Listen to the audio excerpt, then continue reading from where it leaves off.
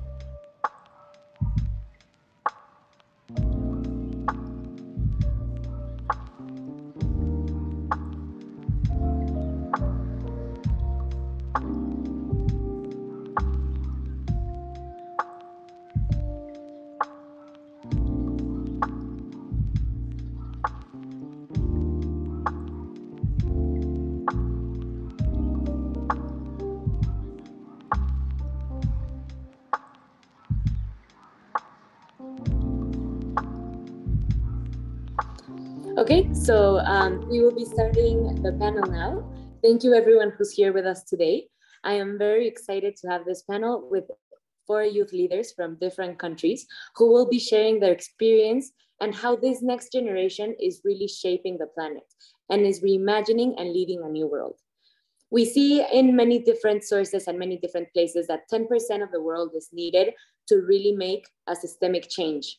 And the youth are a way bigger percentage than that. So I do believe we can trust them and have them lead the way towards the future that we need. Youth-led activism has really been a key part of environmental movements, whether it's declaring a climate emergency, promoting sustainable and ethical practices, or promoting circular economies, which is why during this Festival of Trees and Seas 2022, we decided to dedicate a panel for youth environmental leaders in Spanish and youth environmental leaders who will be speaking in us in English during this session. So I would like first to go ahead and introduce our participants, our 4 panelists. I will start with Dyson Chee. Dyson Chee is a youth activist on the Hawaiian island of Oahu. In 2018, Dyson founded Project Ocean, Hawaii, to take on single-use plastics. And since 2019, he has been serving as director of the Hawaii Youth Climate Coalition, a youth-led community advocacy organization dedicated to fighting for climate justice. And most recently, Dyson was elected to serve as executive director of this organization. Dyson is also currently a student at the University of Hawaii at Manoa, majoring in interdisciplinary studies with a focus in communicology, economics, and political science. Thank you so much for joining us today, Dyson. We also have Samuel Okorie here with us. Sam is a pop movement youth mentor and ambassador for Africa, European Climate Pact ambassador for the EU, communication and policy advisor for Globe Nigeria, and a contact point for Yongo UNFCCC Loss and Damage Working Group. Sam is a progressive climate change expert and environmental specialist with over 5 years in experience in youth and community mobilization for climate action. Thank you, Sam, for joining us today as well. Third, we have Prachi Shevgaonkar. Prachi is a climate entrepreneur and the founder of Cool the Globe, an app for climate action with users from over 100 countries. Prachi is also the first Indian citizen to be appointed on the advisory board of Climate Leadership Coalition, alongside the Prime Minister of Finland and other European Union leaders. Prachi has also been named Green Crusader of the Year by International Advertising Association and is the youngest recipient of the prestigious Tarul Albani Award for Environmental Protection. She has trained over 10,000 citizens and over 50 organizations in sustainability and climate action. And she firmly believes that when ordinary citizens come together, miracles can happen. Thank you, Prachi, for joining us. And finally, we have Luciana. Luciana Verastegui is a 20-year-old Mexican ocean advocate and entrepreneur. She's the leader of Ocean's Voice, a working group that belongs to UNFCCC youth groups. Additionally, Luciana was elected to be a member of the Sustainable Ocean Alliance Youth Policy Advisory Board. Luciana has also participated in 2 international conferences of the United Nations for climate change as a youth delegate for Mexico. So as you can see, we have a panel with experts from many different countries. We have Dyson from Hawaii, Sam from Nigeria, Luciana from Mexico, and Prachi from India. So we are very, very interested in what everyone has to share with us here today. I would just like to remind the participants and everyone who's listening in, if you have any questions, feel free to put them in the chat and we will be addressing them towards the end of the session. To start introducing all of you, I would like to first ask each one of you, how did you get involved in youth activism? What was the specific issue or moment that got you to act? Dyson, if we could start with you, please. Of course. Thank you so much for having us here. It's awesome to be on this panel with such incredible people. For me, what got me involved with youth activism is actually what's in my background. It's the ocean. Living in Hawaii, we're completely surrounded by the ocean. It's 2,000 miles away to the nearest landmass. And so I think that connection and having grown up in the ocean is the direct tie for me into the specific issue or moment that got me to act. And that issue is plastic pollution, which seems only natural given that we had tons of plastics washing up on our beaches, and we ourselves in Hawaii were producing lots of plastics that would also end up on the beach. And so it's kind of this double whammy coming from 2 different directions. And so that's where my story begins. Thank you so much, Dyson, for sharing. I can imagine that living so close to the ocean, you feel a special connection to it and that you really felt inspired to act when you saw that it was being affected by products that we all use in our everyday lives. So thank you so much for sharing. Prachi, I will now go to you and ask you how you got involved in youth activism and what specific issue or moment got you to act. Okay, great. No, thank you so much, Anna, for inviting all of us here. I'm so excited to meet Dyson, Luciana, and Samuel as well. They're all doing such amazing work. I think my story is a bit different in the sense that Dyson was drawn to this because he lived in Hawaii. He has been seeing it firsthand. My memory is of trying to run away from climate change for the longest time. At the start of my career, I remember doing a Google search on what is the biggest problem in the world. And that's when climate change first popped up. And I was very surprised to see this because all these global scientists and experts were talking about how is the biggest problem in the world. Why was nobody around me really talking about it? And so I started reading up more about it, and I read about this rising sea level and the rising temperature, coastal erosion, all of that. It's all sounded very scary and very worrisome. But that being said, I kind of had a moment of honesty with myself, and I asked, do I actually care enough about this? And at that time, the answer was no. To give me some credit, I was very young. I had enough on my plate. I had exams to give, friends to make. I was a teenager. Why would I worry about polar ice melting in some other part of the world? And even then, there were so many issues that I could see in front of me. I could see lack of education. I could see poverty, gender gap. When these were the issues I could see, worrying about climate change didn't make sense to me at that point. And so I left it for a while and I started looking at what other issues I can do something about. I traveled for months with farmers across Maharashtra. I spent some time with waste workers in Bangalore. It's a city in Pune. I spent some time teaching children across slums in my city. I shadowed some social entrepreneurs whose work I was really inspired by, and none of this had anything to do with climate change. But somehow, when I started doing this groundwork, I started seeing climate change everywhere. And for the first time, the words that I had read in newspapers and the words that I had always heard the scientists and experts speak about, for the first time, they made sense to me.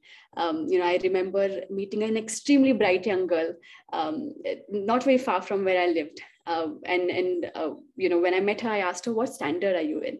She said, I don't go to school anymore. Why is that? I asked. It's because her house got water only for 2 hours in the afternoon, and nobody else in her family could afford to stay at home during that time. And as on my way back, I started to wonder, why is it that this is happening? And this was because the dam in my city had dried up. Water was being used scarcely throughout the city, which was directly linked to the effects of climate change.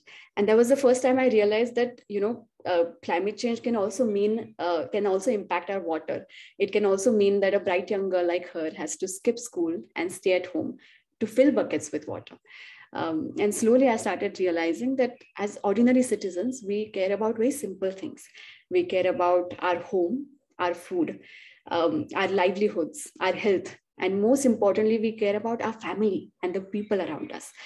And when I realized through talking to people at the grassroots that climate change impacts all of this, it impacts life as we know it, that's when I truly thought that, yes, I care about this. And that's when I asked myself what it is then that I can do about climate change. And from that point, really, my journey began. So I had a whole journey of starting to care about climate change also. And then what I did afterwards is another story. Thank you so much for sharing, Prachi. I had talked to you earlier in other conferences and panels, and I don't think I had ever heard this story of how you started. And I think it's truly inspiring how working from grassroots organizations and helping people from very specific issues really got you to act at different levels. So thank you so much for sharing. I would now like to ask Sam the same question. What got you involved in youth activism, and what was the specific or moment or issue that got you to act? Okay, so thank you, Anna. Thank you, everyone, for sharing this wonderful platform with great leaders and experts in the field of climate and sustainability. So like everyone, we all have a background story to tell of what inspired us and then what actually made us to do what we are doing at the moment. So mine was in 2017. Yeah, before now, I've always had this passion to make the world a better place, because that has been one of my goals. Like, how do I make the world a better place? Yeah. So in 2017, I met someone called Adams, who is based in Poland, and that was heading towards COP23. Yeah, that was 2018. So he told me about things I could do to also create awareness about climate and environment. So he was telling me, well, Sam, you're in Nigeria and there's a lot of things that is going on in your country. And I think you can be able to spotlight a lot of things. And if you share the image with us, we could spotlight the COP23 for you. What do you think? And I was like, well, that would be nice. And I don't mind giving that a shot. So what I did was to take placards take placards across my location and engage with youth and other people to tell them to promote sustainable environmental practices. So the placards was reading clean and green environment, and also plant a tree and all that. So that was what actually inspired me. And also trying to look back to my personal background of having a first-hand experience of climate change, where my house was flooded for 3 years. So I had to live in a flooded house associated with escalated tropical diseases like mosquitoes and all that. So that was really, really horrible. And for me, I don't think I would even like my enemy to be in such a horrible position or condition. So it's more good I tell people what to do in order to stop these issues and also poverty before it arises to more adverse impact. Yeah, so that was what actually influenced me. And from there, I have been able to reach out to youth across the world, across Africa, advocating for climate justice, and also talking more about engagement with policymakers in promoting sustainable policies that helps to tackle climate change issues, and also mobilize youth in terms of support with little grants in engaging in climate change, resilience, and adaptation projects that helps to address climate change issues in their local communities. So thank you so much. Thank you so much, Sam. I really appreciate you sharing this story with us. I'm looking forward to asking you more questions along the line, because I know you've done amazing work, and I'm sure you will inspire everyone who's here with us today. And finally, I would like to ask Lucy if she could help us answer the same question, please. Thank you. Yes, of course. Thank you for having me here. And it's a great pleasure to meet other people, because you inspire me as well. So thank you to be here. I think my story is a little bit different. Yes, of course, I live in a coastal zone, which is Cancun, is in the Gulf, in the Caribbean. So I have a lot of contact with the ocean, but I think I didn't start there. I think it started my empathy through the environment, but not as I didn't start as an activist there. So I think it starts as an activist when I get related with the models of the United Nations, which is called O.C.E.A.N. And you get to know other issues around the world, and you see that what happens in your city is also happening in other places. So I saw the relationship and the interconnection that exists throughout other topics. Maybe it can be climate change, or also can be nuclear weapons. We can talk about energy stuff. So everything is interconnected. So at that point, I think I put myself like in a proof part, which I said, like, I want to say yes to everything. And I was involved in different groups. I attended to activism. I attended to help people from other people, to help them to pass their day, like simple things. And the moment when I related to the environment, when I attended to COP, I saw that the topic of the ocean was not like, it wasn't taking the importance that it should take. And people, they were not talking about the ocean. They were not talking about even though it was the Blue Cup, there were no pavilion of ocean. It was just water pavilion, and there was no ocean pavilion. And also, for example, my delegation didn't took any specialties in the matter of ocean. So it was that moment when I said, like, something is happening, like here in the topic of ocean. And when we're in a United Nations place, in a conference, and we're not talking to that topic, when is the moment that you need to talk about that topic? So I think that's the specific moment when I said I need to talk and I need to do something related to the ocean. And there was when I started Ocean's Voice. I think we started with only 10 members, and it was amazing. I think it's a whole journey of understanding who you are as a leader, and also that you need to complement what you do as a person, as a human being, and also as an activist.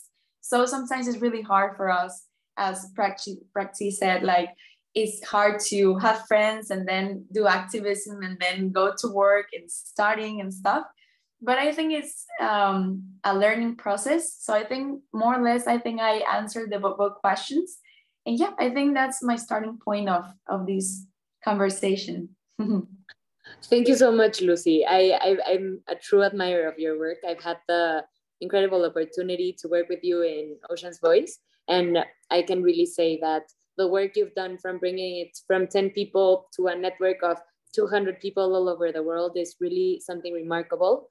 And as you said, this inspiration, how it comes off, how the ocean is truly affected by our day-to-day activities, and it's sometimes not taken so seriously. So I think this really puts into perspective the important work you're doing. Thank you all for answering this first question. Now I will go ahead and ask a specific question to each one of you about your work. So Dyson, through your work, you have become a true leader in the fight against single-use plastics. How has your work been influenced by the youth around you? And how do you transmit this common message that you bring together with the youth to the key players and decision makers? I think at the end of the day, the youth that I work with are literally the inspiration that keeps me going. I mean, without all of us working together, there would be no movement here. And I think we can say that for the whole world, honestly. I think when I meet other youth from other countries in different parts of the United States, we also fuel each other. and give us the strength and inspiration to do this kind of work. And that's what I saw in Hawaii when we were trying to pass the most stringent piece of disposable or single-use plastic legislation, I think in the whole United States, and one of the most stringent ones or comprehensive ones in the world. We may have been surpassed, which is a good thing to be beaten at, but at the time it was the most stringent. And so I think being able to communicate what we wanted, the fact that we want this legislation to pass, the fact that we want to have a future where we belong in the place that we call home, transmitting that message to decision makers and to policymakers required all of us to get together and to unite with other organizations, with other businesses who are like-minded and cared about the environment, with other politicians who saw the world as we did and realized that our future was important and that they valued that future. I think one of the really important groups was other nonprofits who also were leaders in this field. By working together, we increased all of our collective power. And once we all got together and we had that huge, I guess, message and backing and support, then it was really easy for us to go to decision makers, to go to these hearings and testify, and to be like, hey, this is our message. This is what we want you to do. You'd better follow what we're asking you to do and not the handful of lobbyists that are telling you to do otherwise, because I'm pretty sure our 1,500 pieces of testimony outweighs their 20. And at the end of the day, it did make a difference. We were able to get that legislation passed. It actually just took total effect, I think, a couple of weeks ago. So if you visit Oahu, you'll notice that, yeah, we don't give out single-use or disposable single-use plastic straws, utensils, polystyrene, clamshells, cups, lids, even baran, the little green grass thing that comes in like sushi. I mean, this is how comprehensive this is. And it's just really awesome to see that this action that we were able to take 3 years ago has finally translated into something tangible that we're seeing today. And that's what we're continuing to do. We just shut down our last coal plant in the state, actually. And so that was also the result of collaborating with other organizations, of youth who actually wore masks, which this is before the pandemic, mind you. We wore masks to show how toxic, burning coal is and how disposing of that ash affects communities, which we were dumping them in Native Hawaiian communities, which are predominantly more poor, tend to get less government resources and such. So these actions prove to us and reinforce the idea that although individually we have, a small voice to by and large, when you put it together and when you have this collective movement and power, and you leverage that power to get change happen, you're smart about how you do that, you can make incredible things happen. Most people, I think, if you had asked them 5 years ago, would we have banned disposable plastics? Would we have shut down the last coal plant in Hawaii? I think most people would have said, probably not. You're reaching a little too far there. And now both of them have become a reality just a month ago or so. Thank you, Dyson, for sharing that incredible story, and congratulations on that work that you've done and how it's really turned into specific changes within Hawaii.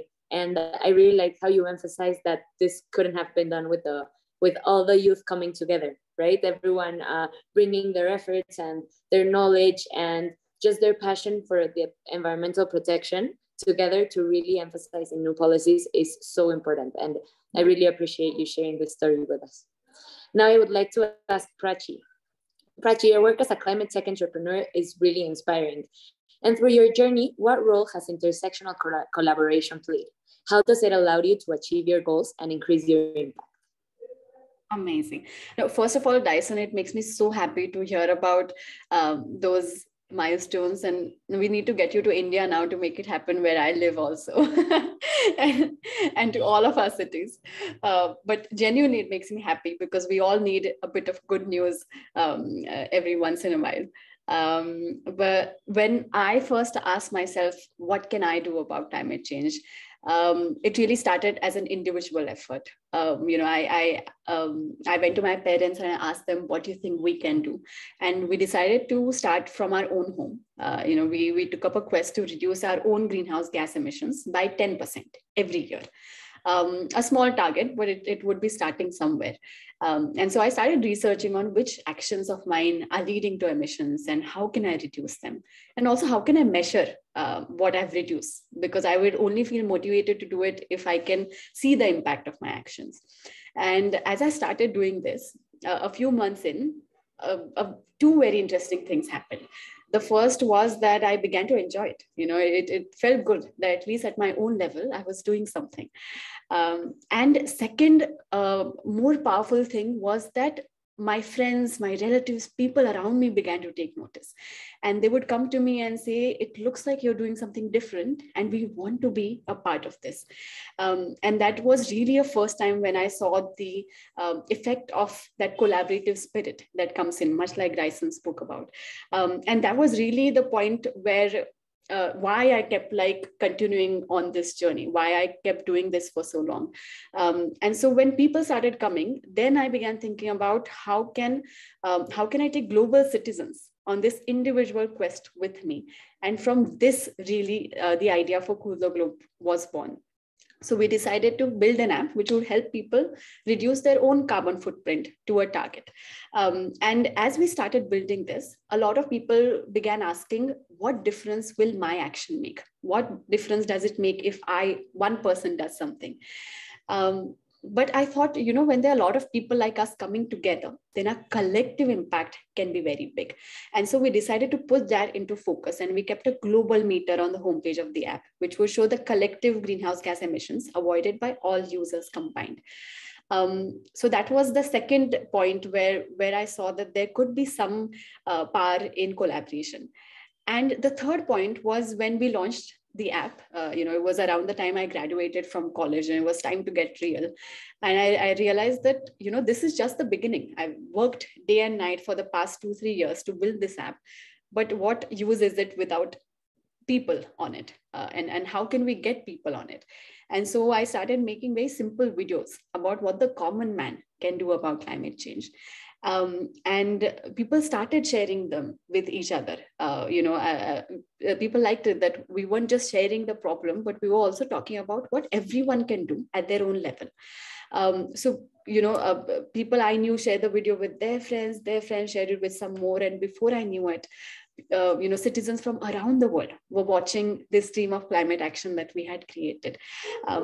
So I started getting calls from organizations, from schools, communities, from media groups, but most importantly, from ordinary citizens like me across the world, different professions, different age groups. I remember a 9-year-old girl emailing me asking, what change can I make in my life to fight climate change? I remember an 86-year-old woman calling me and saying that, she had reused an old sari of hers for her granddaughter's wedding and saved 15 kg of CO2 emissions. I remember somebody calling up and saying that he had repaired his cycle to start going to office, and he was tracking the emissions that he was saving through that on the app. So, people from grassroots from around the world, which I wouldn't have otherwise been able to meet, came together. And, through everybody taking individual action at their own level, we were able to see 2 million kg of avoided emissions on the global meter of Cool the Globe app. And that is the equivalent of planting about 1 lakh trees. And I could have never imagined doing something like this on my own as an individual.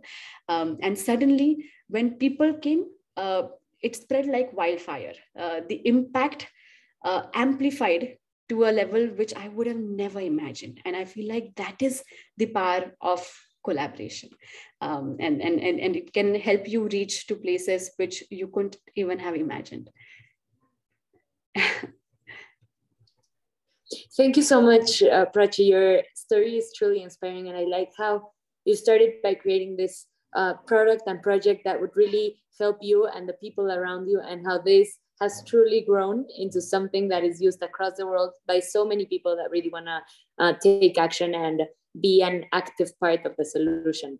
And I really like what you said about how collaboration can really inspire more people to act, because it's not only one person reducing their emissions, but it's a collective of people from many places around the world working towards the same goal. Thank you so much. Now I would like to ask Sam. Sam, as a remarkable youth activist in Africa, how does your mission benefit from having close contact with policymakers? How can youth activism be considered by them to create policies that consider a sustainable future for all? Okay, thank you. Thank you so much for that question. And then thank you, Dyson, and thank you, Prachi, for the incredible, like, inspiring stuff. And I feel I've not even done anything after listening to yours. I feel, wow, I think I'm still at the peripheral level, you know.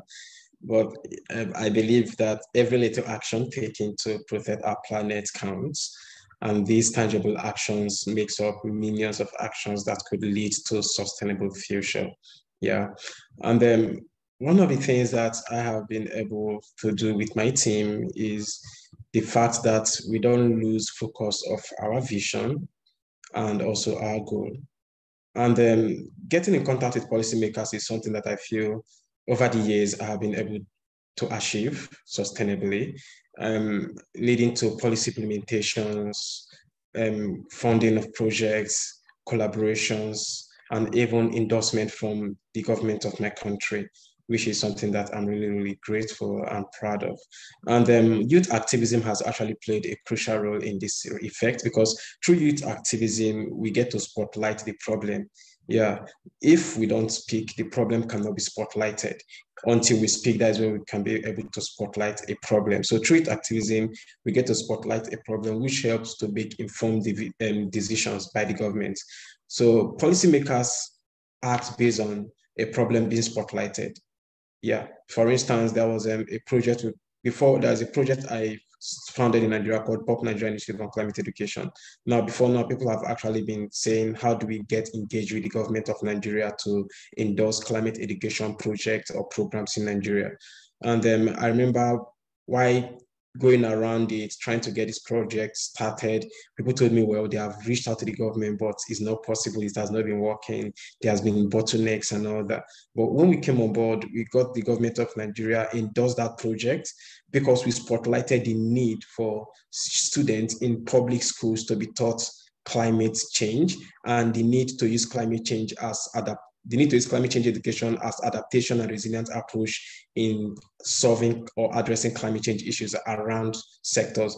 So while we spotlighted this problem, they saw it as, yeah, this is really valid. If students, especially kids in schools, could be taught climate change, while growing up, they will be able to make sustainable future and also sustainable livelihood for themselves. So they adopted this and endorsed this project. And this project is currently running across Nigeria, even till date, where youths get to have engagement with students in public schools, teach them about climate change. And regardless of that, we are also bringing some other approaches as well in this regards, where we teach them regenerative agriculture through agroecology process. We engage in tree planting exercises. We engage in measuring carbon footprints. And also we engage in policy negotiations and dialogue with students, teaching them how to demand for climate justice with their members of parliament. And this has actually helped a whole lot of times. So for Nigeria, we have been able to do a lot of things. I was contacted by Mockup to be their spokesperson, where we submitted Mockup high-level statements in Nigeria, and the high-level statement was captured in the Nigerian Climate Change Act, which was signed into an act by Rep. Sam Onibo in 2021.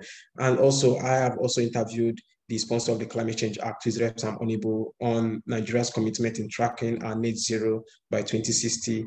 We have also been able to contribute as well to the NDCs of the country. And also, there is a Nigerian project that we are currently working on with the World Bank on agro-climatic resilience on semi-arid landscapes. So in this project, I'm working for Globe as the communications and policy advisor, where we get to provide policy mapping and also provide policy gaps that leads to a watershed management plan for Nigeria. And this watershed management plan, we believe, is a policy that will help to strengthen resilience in semi-arid landscapes, where we have faced a lot of climatic stress in this regards. And I also believe that youth involvement in policy making is really, really essential, because if we keep shying away from it, we cannot be able to get the work done. Policy making and policy implementation process is really, really needed as an integral approach or integral part to mitigate climate change issues. And it's high time youth come on board to make sure that they are at the forefront in projecting climate-based solutions. Because what I've noticed in youth activism over time is we only project the problem, but we don't project the solutions. So once we are able to project the solutions, that is when we can be able to be called on the board, on the decision-making board, and also on the round table making board as well, to take necessary decisions that will help strengthen climate change resilience and adaptation. And I feel this has been able to make a lot of sense here in Nigeria, as there has been spotlights of policies. And even, for instance, there's a project I'm also currently working on U-Recycle, where I'm their policy manager. And this is to tackle waste, plastic waste pollutions across the institutions in Nigeria.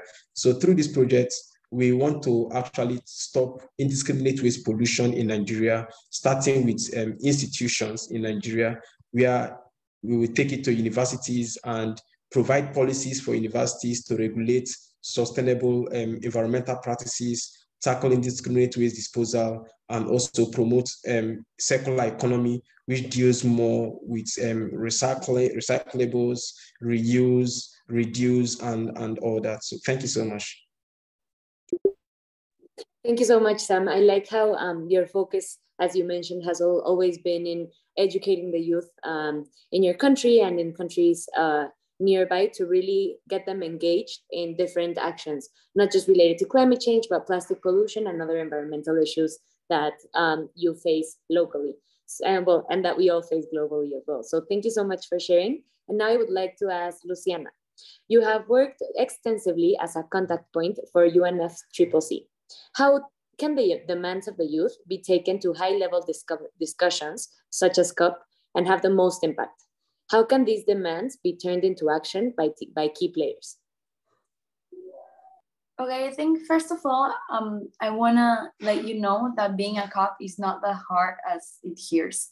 So sometimes you only need to obtain a badge from a, how can I say, with an organization, and they need to offer you a badge. Obviously, you need to be activist and you need to be active in, because people ask me how can I obtain it, is you can also send me a message and I can support you there. So and then I will put here a parenthesis. The hard part is the financial, so you need to find all your funds. So that's the hard part. Okay, so continue with the question. I think it's really hard to understand when you're at a COP. You see things a little bit different. You know that there's so many interests that are managed. And also you understand that sometimes it's really hard also for us as a youth to be not only integrated by our voice, but also by our actions. What I mean with this is that people said like, hey, let's participate with you. We have a day for youth at the COP, but they hear a voice, but they don't want to be in the negotiations. They don't want us to be like in the real part in which we need to be in the action. So I think that's the hard part, like to be included in the action, to be included in the strategy, not only such as a conference and the picture with us saying that we participate with you. That's not what matters. So I think that's really hard to obtain, to really be included in the action. And I think what we are doing, obviously this is my second COP, I'm not a master with this, but what I'm trying to do is like, hey, if you want me to be in your panel, if you want me to take a picture with you, let's do this. I can do that, but at the end, let's do a strategy together and let's do a collaboration. And in that way, I can be in your panel. So that's a part of negotiation. Like, yes, of course, you can use myself for an interest, maybe for your country or stuff, but also I can use for the interest of saving the world, of really making a change and be us included as youth. So that's the first part. The second is, as we were saying together, the collaboration is important. So what we do in this last COP, in COP26, we put together all the youth that work in the topic of ocean. It doesn't matter from which organization you're representing. If you're from O.C.E.A.N, you're from Oceans Voice, if you're from PROP, I don't know. Everything can be, no matter where you come from. So you can come together. We came together and we make a statement and declaration, which the name is My Marina. So this declaration said what the youth wants for the ocean, and also why the youth wants to make an impact in the ocean. And also we put like key points of the key parts that we need to work on. There are 5 different parts. We talk about ecosystem services, we talk about ocean governance, youth participation, and other 2 points that I cannot remember right now, but we have it there. So we're trying to, this is a statement that we do at COP20, or we want to take it to COP27, and we want to be included as an official document for the decision makers to take it as action, and also we can do it as a collaboration.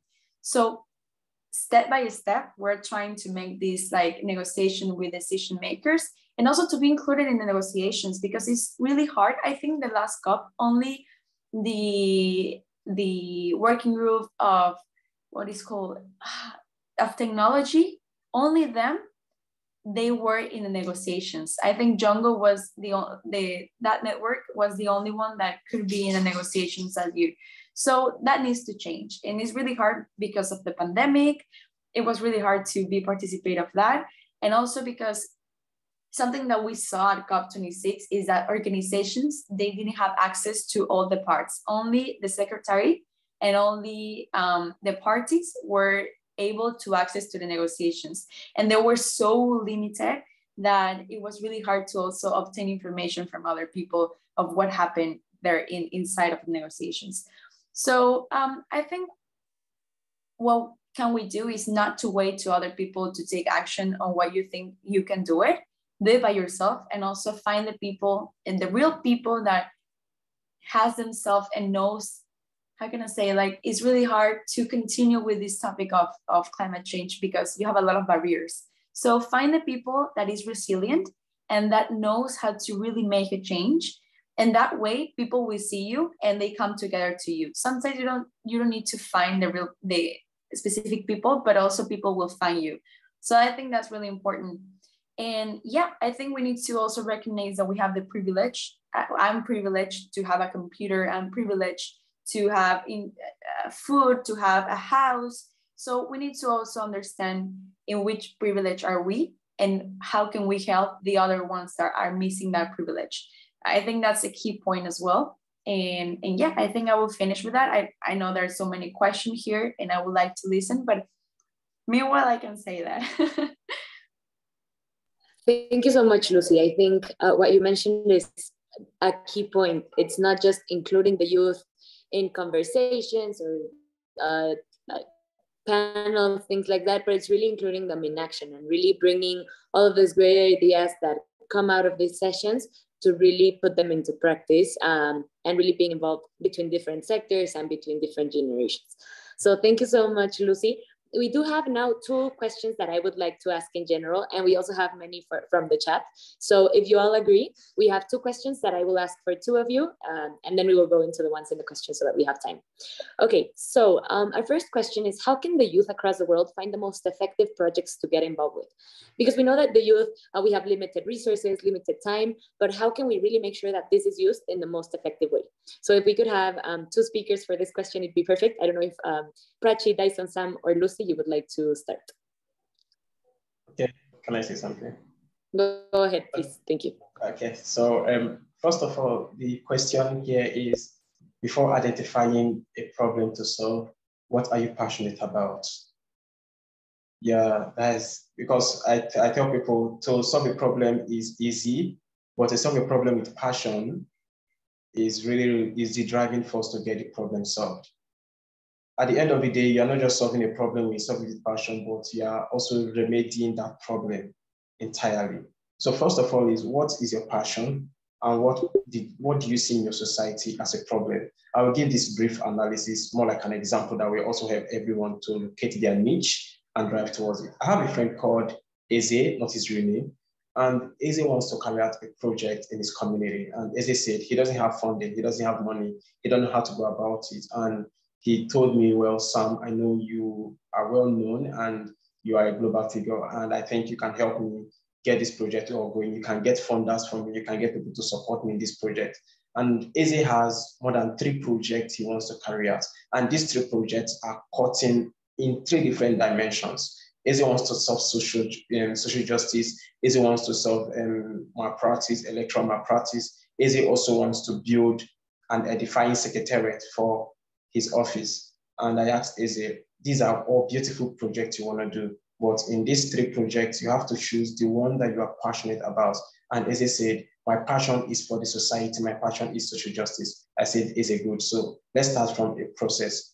Develop a concept note, and that is where we start from. Eze developed a concept note. And from the concept note, I told Eze, who are your friends? What are the cliques of networks you have? Do you think you can write to them? Do you think you can get them on board in this project? Eze said, yes, he can. I said, good. So what I'll do for you, Eze, is to get you partners as well that will partner with you. And I told Eze something. I said, Eze, do not go for the money, because if you go for the money, you will lose focus, you will lose drive, you will lose passion, you will lose a lot of things, because the money will become your drive and the money will become your force. So use your passion and use your heart for this project.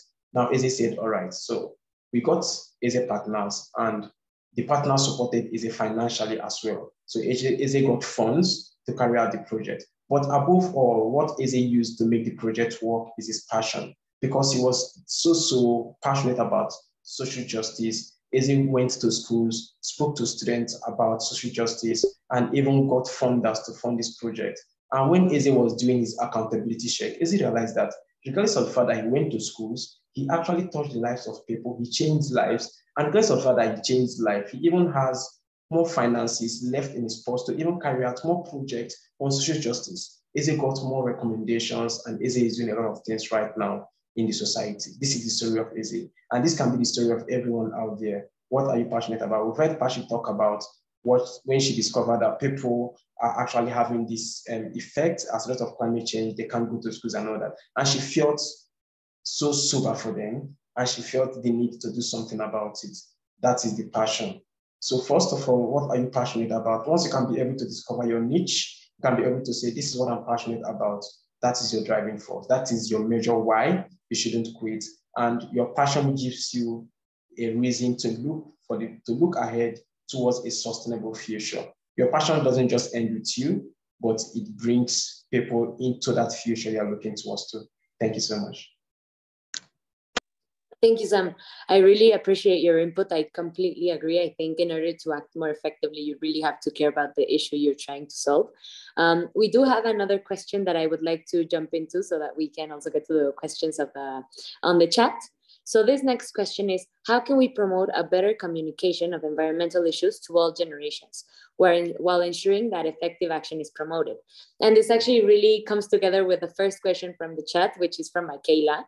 And she asked, how can young people be more successful in reaching out and collaborating with other young people to achieve goals?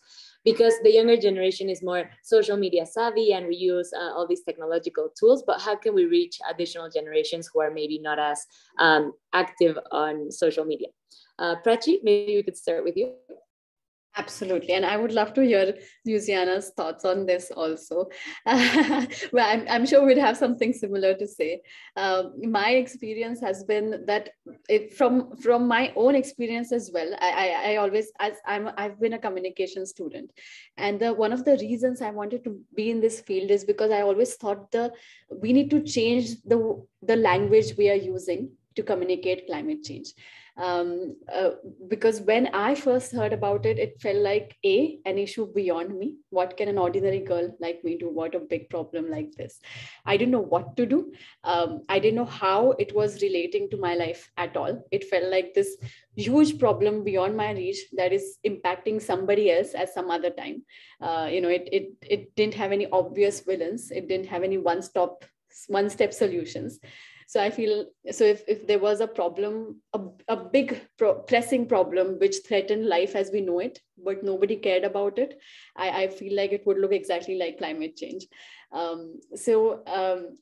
We need to figure out ways to make it relatable to people. to change the language in a way that that we speak about what really matters to young people in their day-to-day life. So for example, I remember speaking to a group of young students in a village called Chandrapur in Maharashtra, and they had not even heard about climate change before. But as I spoke more to them, as we tried to dig deeper, I saw that they had firsthand faced the effects of climate change. So they had experienced how summers had continued to get hotter and hotter, and they couldn't really go to play outside during summers anymore.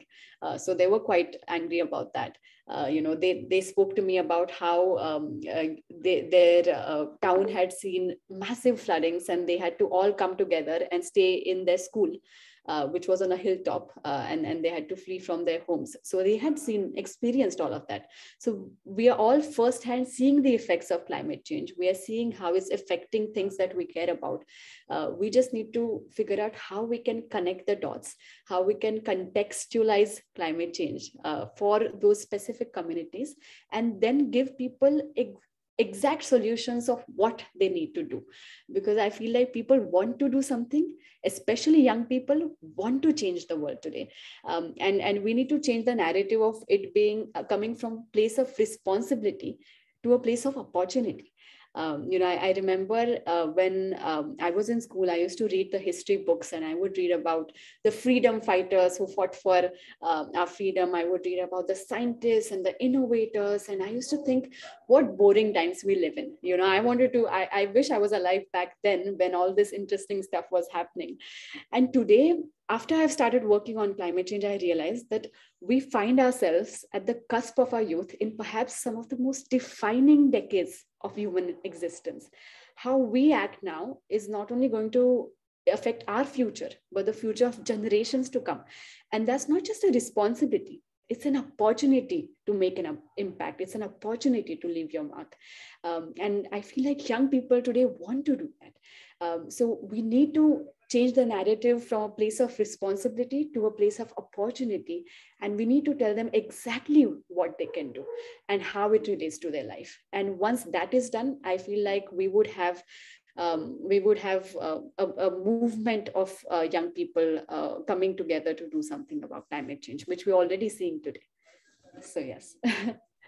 Thank you, Prachi. I completely agree. I think you highlighting the key moment of history that we're living through right now, and how we can really have our strengths and our energy and everything put into this to really ensure the survival of ecosystems and species and humanity for centuries to come is really, really important.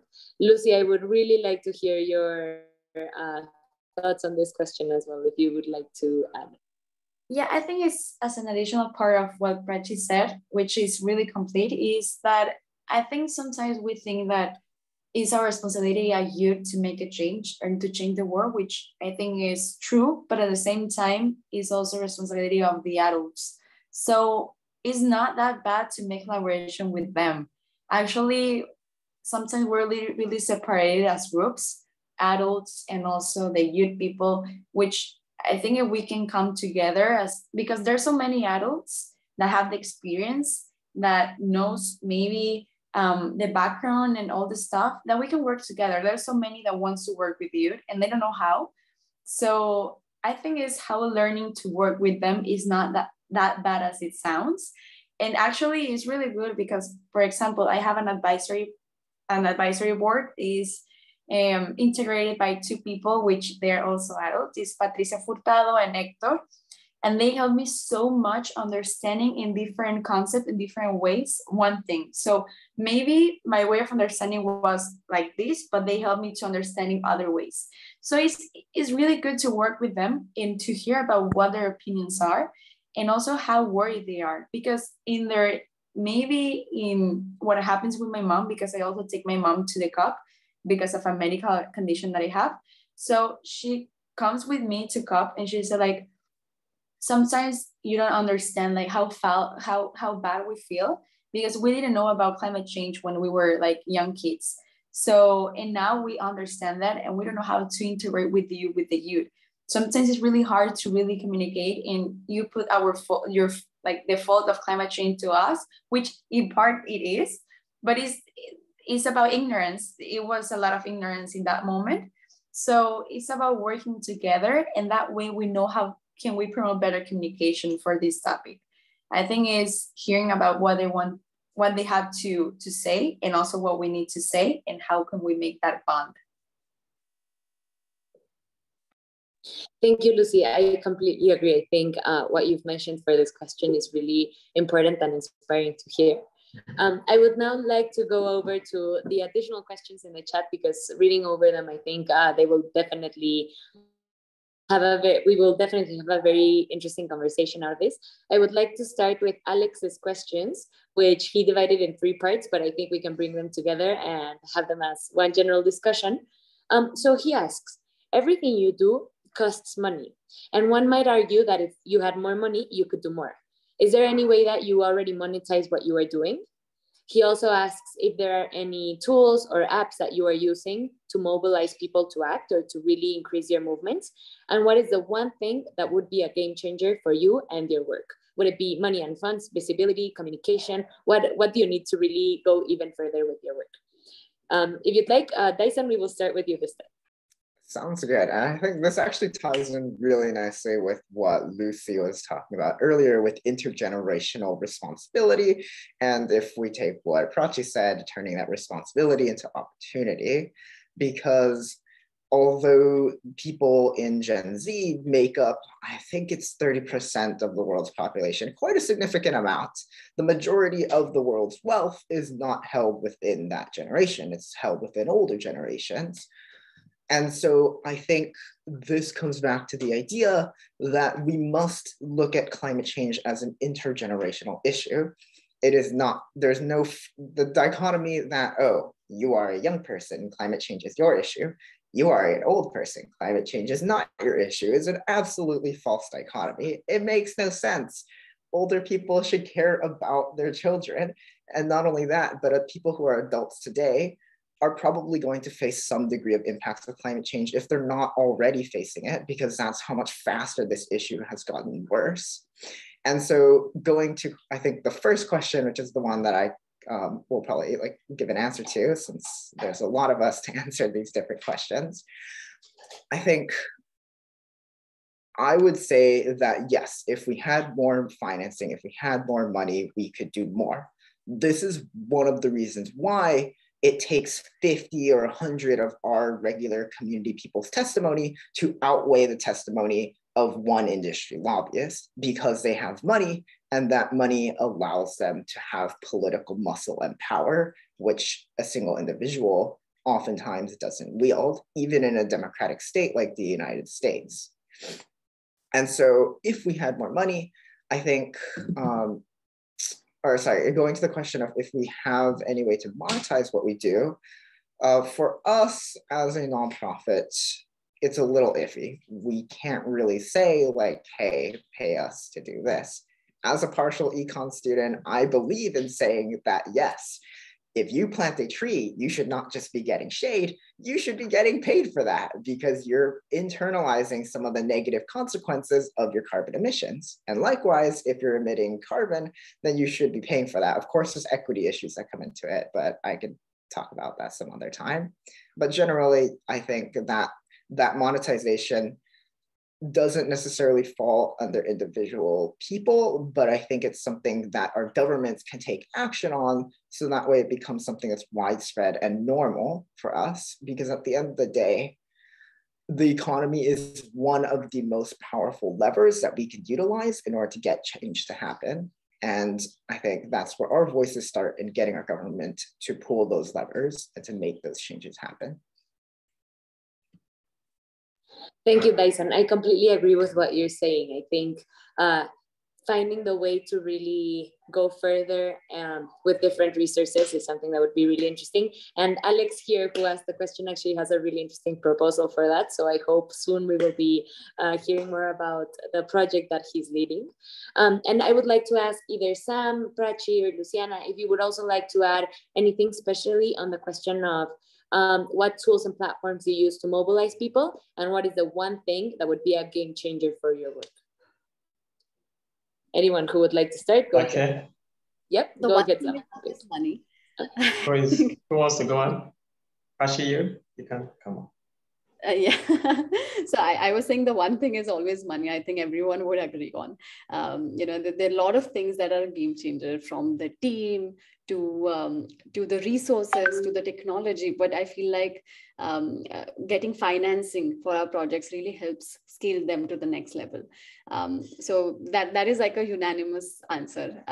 But as far as reaching to people, I truly felt this problem. Like I said, when I launched the app, I felt like this technology that I've created is of no use without people in it. We didn't have any resources to reach to a larger audience at the time. So what I've learned is that it's always good to start with what you have, to start with whatever medium is possible for you. We started making videos from our dorm room. My videographer friend, I wrote the script, and we really started with the most, the most simple, basic things. And very surprisingly, the response was extremely overwhelming. People shared those with each other, and we reached over 4 million people from around the world through these campaigns, which were created right at home without any resources.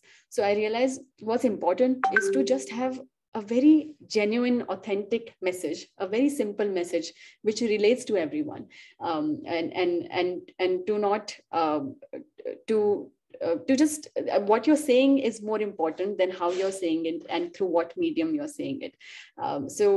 How to reach people is to just start, to just start trying to reach people to whatever way is possible for you. And then, getting financing along the way always helps scale it up. Yeah. Okay, can I just add something there? All right, so thank you so much, Dyson. Thank you, Prachi. And then let me just start with the second question about monetization. I feel whatever action we are doing right now is already monetized. Yeah, that is because it has a replica effect on the socio-economic background of not just the society, but also the country and also the people who are engaging in that particular action. Let me give you an instance about tree planting. So when we plant a tree, there's already socio-economic benefit attached to that tree. There's a project we are doing with schools on agroecology, where we teach them agroecological approaches towards regenerative agriculture. And this already has a socio-economic incentives. Yeah, that's the word. Socio-economic incentive attached to them. Because once we finish teaching them this stuff, we empower them with seed crops like cucumber, watermelon, indigenous fruit plants for them to plant in their schools and all that. So this crop takes about 7 to 10 weeks to harvest. And once it's been harvested, this has economic benefits that they could either sell or they can consume. Yeah, so if they sell it, it yields them profit, and if they consume it, it also saves them costs as well. So there's always socio-economic benefit attached to anything we are doing, regardless of the fact that we may not say we are monetizing it. However, it has socio-economic benefit attached to it. When you plant a tree, just like Dyson said, that I think it's nice that people should be paid for planting a tree because they are absorbing carbon. These are socio-economic benefits that we may not actually pronounce outwardly that yes, that it is monetized, but indirectly it is. And then also talking about finance and how do we drive, get the larger audience and all that, I feel is also something that has to do with more communications.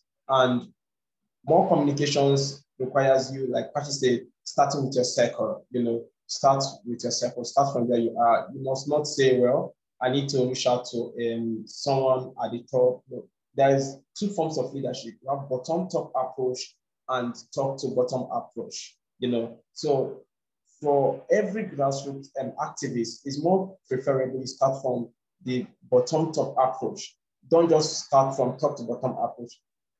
for climate activism and for sustainability to take shape, it must start from bottom-top approach, because the bottom are the people that are more vulnerable to these issues, and they are the people that should be listened to. And then looking about what should be more considered about this. Yes, finance, yeah. We all need finance, and if there is more funds, we will get more actions going. Because at times too, yes, and finance could be in two ways. It could be in partnership, it could be in collaboration, it could be in escort referral. So at times, there are things that we can be able to do that we don't actually need the direct funds, but through collaboration, we can get the work done. And there are forms of collaboration. You have technical support, you have escort referrals, you also have recommendations as well. So people can recommend you, people can recommend your organization, people can recommend what you're doing, and you can get funds from there. So it must not be directly. However, this has a direct and indirect indirect approach in looking into it. So we don't get confused to say, well, this fund must come. However, you can reach out to an organization that has same interest as you, and they can be able to say, okay, yeah, so let's collaborate, and this is what we are providing. We're providing you with this support. We are giving you this. We are giving you this. This has monetary values. Yeah, so once this has monetary values, you can convert them to what the actual cost should be like, and you can make a lot of impact through collaboration. 80% of my project has been through collaboration. And through collaboration, I mean, while starting this project, we started with 0 funds, but in between the project, we got funds ticking. And that is because collaboration played a major role. And in Africa, I've been able to mentor youth, support youth with funds and grants. These are all collaborated efforts driven into action to get them into what they are doing in their respective countries. Thank you. Thank you, Sam. That was, I really liked everything you said. And you actually touched on Susanna's question, which was about collaboration and how youth working together can really go further, right? And you not only talked about youth working together, but also different institutions and sectors and everything. So thank you so much. We are running a little bit ahead of time. So I just wanted to thank you all once again. Lucy, I wanted to ask you if you had any concluding thoughts in this last round of opinions, and with that, we will close. I think it will be really brief. I think I hear my colleagues say everything, but I think mental support nowadays is really important. So yeah, sometimes each one of us is passing through a different process. For example, for me, passing through a medical condition, which is something completely new, and this mental support and this support that other people can offer me will be really, and it's really useful for me to continue. Sometimes I can't, but the patience and the support that I have been having throughout my team is amazing. So I think that's my last point. Mental support is really important for each one of us. I completely agree, Lucy. Thank you for bringing that up, because I really think in these times where we're facing such important and crucial crisis everywhere, it's really important to keep mental health support in order to continue to attack them. So thank you once again, Dyson, Prachi, Lucy, and Sam. It was really an amazing honor hearing you speak. I really appreciate you being part of this panel, and thank you to everyone who joined to listen in. Thank you.